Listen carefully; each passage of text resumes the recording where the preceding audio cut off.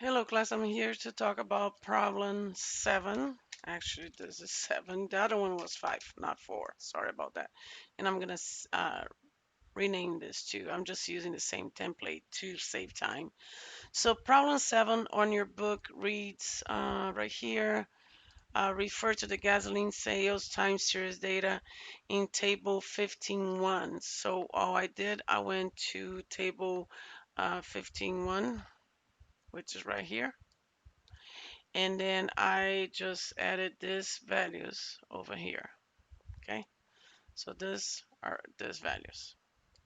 Okay, and then the problem is asking you to compute a 4 week and a 5 week moving average for the time series, then compute the MSC for the 4 and the 5, and then which one appears to be the best. However, they are also asking you to recall that the MSC for 3 weeks is 10.22. So we're going to see which one is better. So let's go back here. Well, if it's a 4 week, that means we don't have anything before for 4 weeks. We start on week 5. Remember, I can go ahead and hide this. I just use all the same here so I don't have several tables below. It's just easier to see it. But let's just start with week 4. So if you have 4 weeks, so we're gonna average the values for the last 4 weeks. Right here, 20.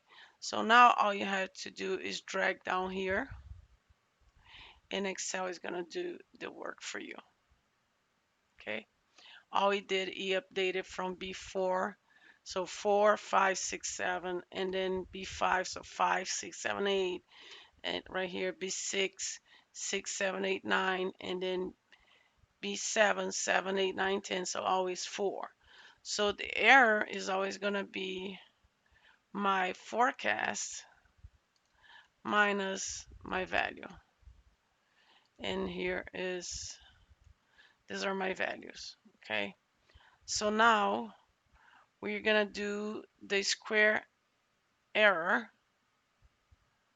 or the error square. So we're going to do equals to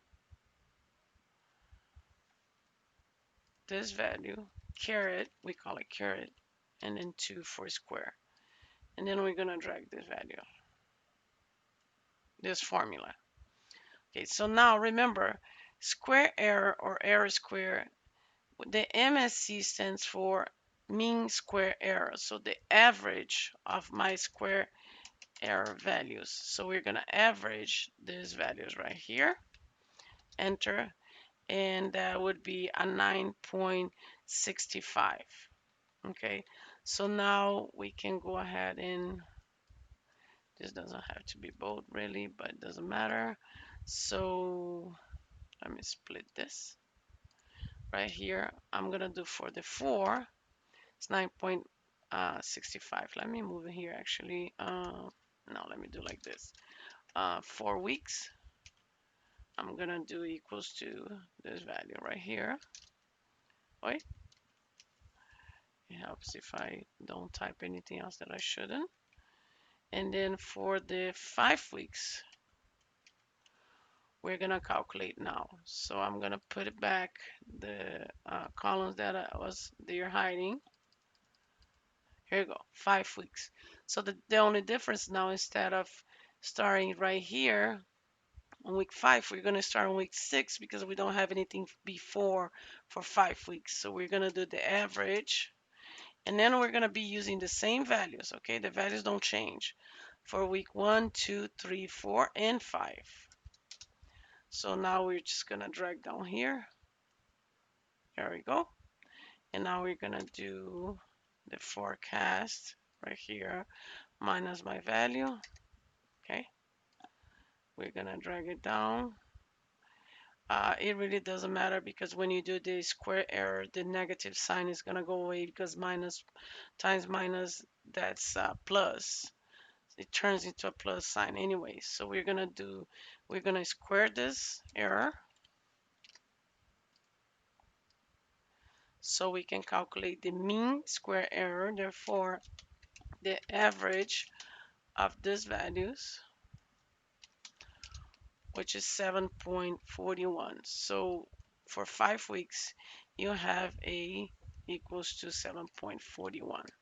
I like doing equal. I don't like typing values because if you do modify anything on your table, you don't have the trouble to locate which ones you have to change. You will change everywhere.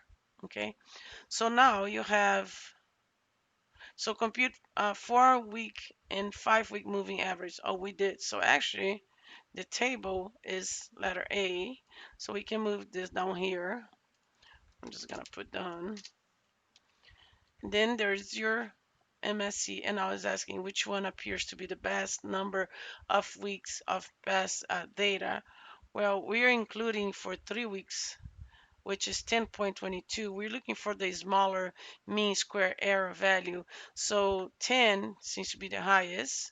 And then we have 9.6 for 4 weeks, and we have 7.41.